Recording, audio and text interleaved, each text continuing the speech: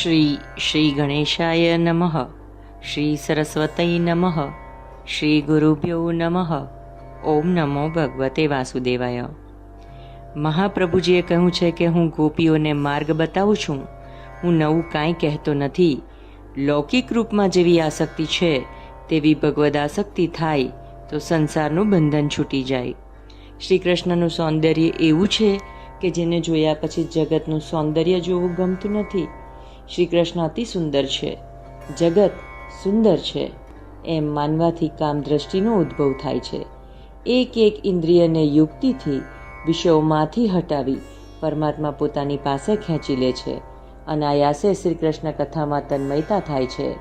જેનું મન મીઠું છે એના ઘરનું જ માખણ કનૈયો આરોગે છે. ભગવાનને રોજ પ્રાર્થના કરો, નાથ મારા મનને ખેંચી લો. મારું મન શ્રી કૃષ્ણ સિવાય જગતના કોઈ જળ પદાર્થમાં ન જાય. મનને ત્યારે શાંતિ મળે છે કે જ્યારે તે ઈશ્વરમાં સ્થિર થાય છે. વેદાંતિઓ મનને અર્ધચેતન અને અર્ધજળ માને છે, પણ મન પૂર્ણ જળ નથી, પથ્થર પૂર્ણ જળ છે. સંકલ્પ કરો તો મન હજારો માઇલ દૂર જઈ આવશે. મનનો જ્યારે લય થશે ત્યારે તે ઈશ્વરમાં જ થશે. મનનો લય જળ પદાર્થમાં થવાનો નથી. સજાતીય વસ્તુ સજાતીયમાં મળે છે.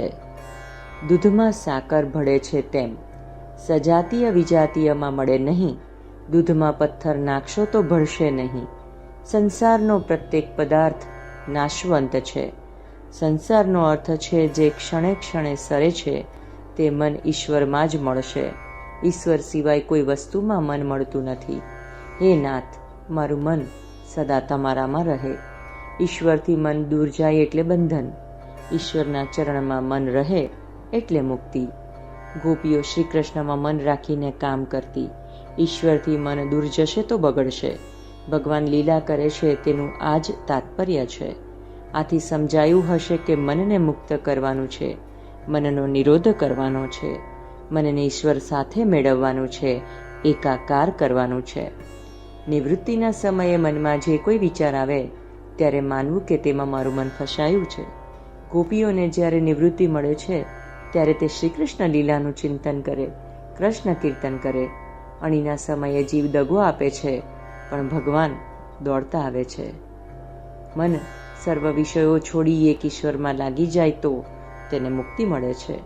મનને અનાયાસે પ્રભુનું સ્મરણ રહે એટલે આ નિરોધ લીલા છે. દસમ સ્કંદની કૃષ્ણ લીલા જગતનું વિસ્મરણ કરાવે છે અને શ્રી કૃષ્ણનું અખંડ સ્મરણ કરાવે છે. ગોપીઓ જગતને ભૂલે અને માત્ર શ્રી કૃષ્ણને જ યાદ કરે એને માટે આ કૃષ્ણ લીલા છે. શ્રી કૃષ્ણ લીલામાં મન જોડી દો એટલે જગત ભૂલાશે.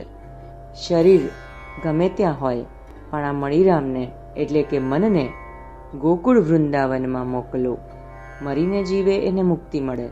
મરણનું મરણ એ જ મુક્તિ છે. ગોપી ઘરનું કામ કરતી પણ શ્રી કૃષ્ણ સાથે તે એવી તન્મય હતી કે તે ન કરવાનું કામ કરી બેસતી. ચૂલામાં લાકડા સાથે રોટલી વણવાના વેલણ પણ બાળી મૂકતી. કાળ ધક્કો મારે અને રડતા રડતા ઘર છોડીએ એના કરતાં સાવધાન થઈ સમજપૂર્વક ઘર છોડવું સારું. બુદ્ધિ પરમાત્માને પકડી શકતી નથી. નાય મહાત્મા પ્રવચનેન લભ્યો ન મેળુવાન બહુના શ્રુતેન યભૈવેશ વૃણુતે તેન લભ્યસ્તશેષ આત્મા વિવૃણતે તનુસ્વામ. પરમાત્મા વેદો અધ્યયન કરવાથી મળતા નથી. બુદ્ધિ ચાતુરી કે શાસ્ત્રના બહુ શ્રવણથી પણ તે પ્રાપ્ત થતા નથી. પરંતુ આત્મા જે પુરુષ ઉપર કૃપા કરે છે તેને જ તેની પ્રાપ્તિ થાય છે, અથવા જે પ્રાપ્ત કરવા માંગે છે તેને તે મળે છે. પરમાત્મા જેને પોતાનો માને છે, અપનાવે છે, તેને પરમાત્મા મળે છે. શ્રી કૃષ્ણ પરમાત્મા પરમ પ્રેમનું સ્વરૂપ છે. પ્રેમ અને પરમ પ્રેમમાં તફાવત છે. પુત્ર પત્ની સાથે સ્નેહ એ પ્રેમ. સર્વ જીવો સાથે નિસ્વાર્થ સ્નેહ એ પરમ પ્રેમ. આ જીવ નાલાયક છે. તે આંખથી પાપ કરે છે, મનથી પાપ કરે છે. આ જીવ વારંવાર પાપ કરે છે તો પણ ઈશ્વર તેના ઉપર પ્રેમ કરે છે. ઈશ્વર જીવને પ્રેમ આપે છે અને તમારી પાસે, જીવ પાસે ફક્ત એક પ્રેમ જ માંગે છે. જીવ ઉપર પરમાત્મા પ્રેમનો વરસાદ વરસાવે છે અને મનુષ્ય પાસે પ્રેમની અપેક્ષા રાખે છે. પરમાત્મા સાથે જે ખૂબ પ્રેમ કરે તેને પરમાત્મા વશ થાય છે. પરમાત્મા તો લક્ષ્મીપતિ છે, તેને પૈસાથી પ્રસન્ન કરી શકાશે નહીં.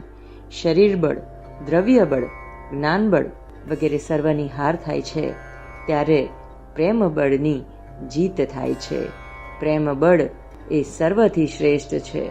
પરમાત્માને પ્રસન્ન કરવાનું સાધન પણ પ્રેમ છે. જય શ્રી કૃષ્ણ.